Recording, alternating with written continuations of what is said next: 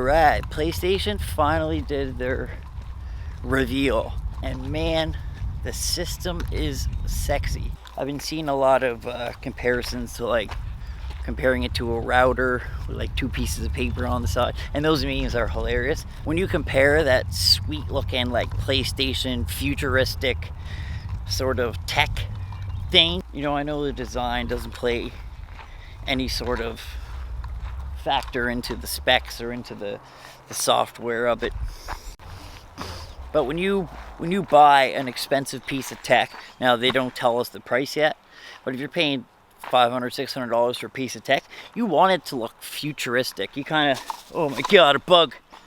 Oh, I don't know if it's just any bug. I think it was just, oh man. Now it's getting, summer's coming out. All the gross bugs are coming. The skeeters are coming.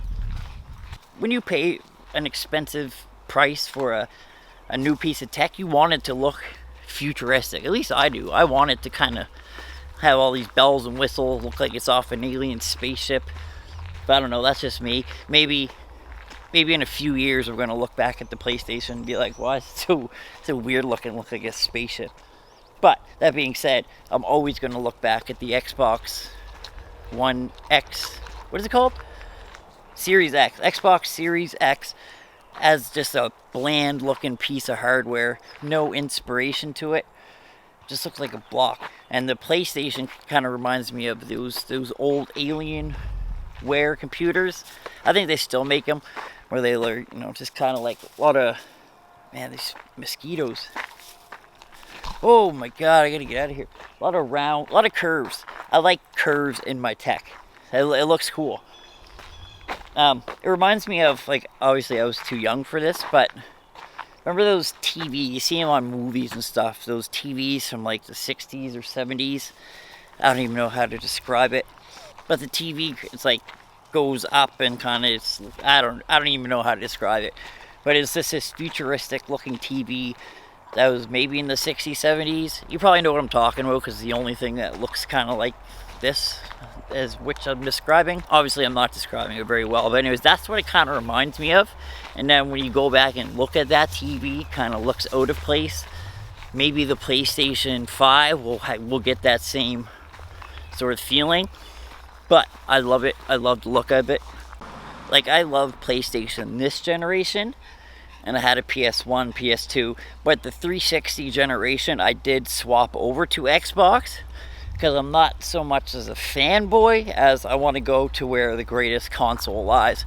And I know PlayStation 3 did catch up to the 360 later in the life cycle. I believe they were almost tied, but I did play the 360 for the most part, because it was the superior console, arguably. The next generation was the PS4 versus the Xbox One.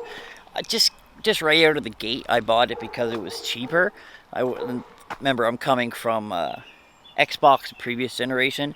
Just that price point made me buy it right off rip. And I eventually did buy an Xbox One, and the PlayStation 4 was just much better. It was just much more superior. The only thing I did like about the Xbox was sort of the Kinect and the, you know, Xbox play this, Xbox volume up, Xbox volume down. Like, I know we have a lot of smart home tech right now with Google, but that was pretty responsive. Like, it knew what you were doing. And I even played one of those games with the hand movements, D4, Dark Dreams Don't Die, something like that, and that was kind of cool. But like, if I had an Xbox today, if I were going to buy one, I would want the Kinect. So that was the only thing that kind of lured me to the Xbox last generation. When I get the PS5, definitely not getting digital only.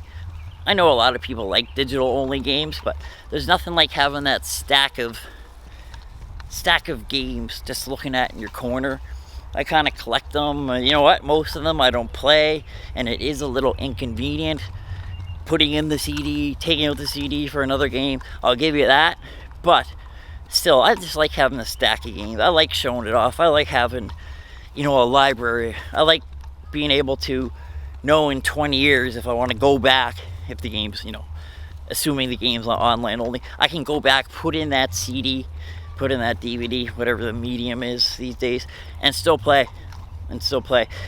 The only thing I don't like about it is you kind of lose the symmetry with The non-digital one, yeah, so the digital one is like perfectly symmetrical, and I think I like that better. It looks cooler, but whatever, can't win them all. And I'm sure it's a little bit more expensive, but they're already going to be an expensive piece of tech. What's another $50 to add on top of it? You're going to have the thing for 5 years or so, depending on if they're going to do the halfway generational life cycle type thing. Like, that being said, I kind of like when they do that. I know it's more money halfway through the system cycle, but you can always sell off your original, put it towards your new one, and it's not that big of a deal. And then I mean, it's an option. You don't have to upgrade. Ooh, look at that tube TV. Can you see it in the background there? Oh yeah. As much as like I have a little retro gaming collection going, and I kind of want to keep one of those tube TVs on hand so it can play it as it was meant to be played. But every time it's like they're so big and heavy and bulky. And I do have the retro collection, but I more so just don't play it. Just kind of sits there collecting dust. And if I do play a retro game, I'll play it on my modded minis, But there's nothing, but I always think like, oh, well, in 50 years when I can never find a tube TV, even though they're everywhere right now, will I regret it? Because I want to show, my grandkids or my great grandkids, if I'm still alive, about the classic with the scan lines and stuff. And I know the new minis do add the scan lines, but it's not the same. You got to play the original. Maybe I'll get one of those old 60s, 70s TVs I was trying to describe earlier. So with the PlayStation, this generation, I think Xbox is not out to a good start with the backwards compatibility, and I assume the accessories will be backwards compatible. VR will be frontwards compatible. The PS5, 100 million console install base that people can use their accessories, play their games going forward, maybe use the PSVR on the PS5, so they might not want to switch ecosystems. So I think that's hard on Xbox right now. I think that with every generation going forward, it's a little harder to switch ecosystems because you do have your trophies you don't want to kind of abandon. You do have your hardware you don't want to kind of abandon, or software in general. So it's not like going from PS1 to 64. You could just jump over, not have to worry about a friends list, not have to worry about trophies. A lot of people were bouncing back and forth on platforms. A lot harder to do now. You have 50 people you play with on your PlayStation friends list. You don't want to leave them behind. And you have all these controllers, you have all these games, you have the PlayStation VR. You don't want to leave that behind. I'm not sure the PlayStation VR install base or how many units are sold, but I'm sure it's a little chunk, and it is expensive, and people might not want to abandon that. I don't know if they have future plans for VR. I assume they're not going to abandon it. Now with the games, nothing really crazy stuck out to me. I think I never played Demon's Souls, and now with that out, I think that's pretty cool that they're remastering it. It's weird that they're advertising it as a launch title. With the remaster, you could potentially blow people away with the graphics and show them what the system can really do, but you're going to be bottlenecked with those decade-old systems, those decade-old gameplay features. So that is a little weird to me, but at the same time, I'm super excited for it because I do love Soulsborne games. Oh god, where's the pug going? Oh, another dog coming. What do you got? You got her. Come on, pug. Go crazy. Sheesh. She's tired. Anyways, you got Horizon Zero Dawn. I don't know what the subtitle is, but it's the next one in the series. Kind of upset I didn't finish it. For some reason, I love open world games. Probably my favorite. I ended up not finishing it or getting very far. So I don't want to start this one until I beat that one. Like my favorite sort of genre or subgenre, open world RPG games, I guess. But here's the thing, I love fantasy games, so like your Lord of the Rings, kind of Dungeons and Dragons-esque vibe stuff.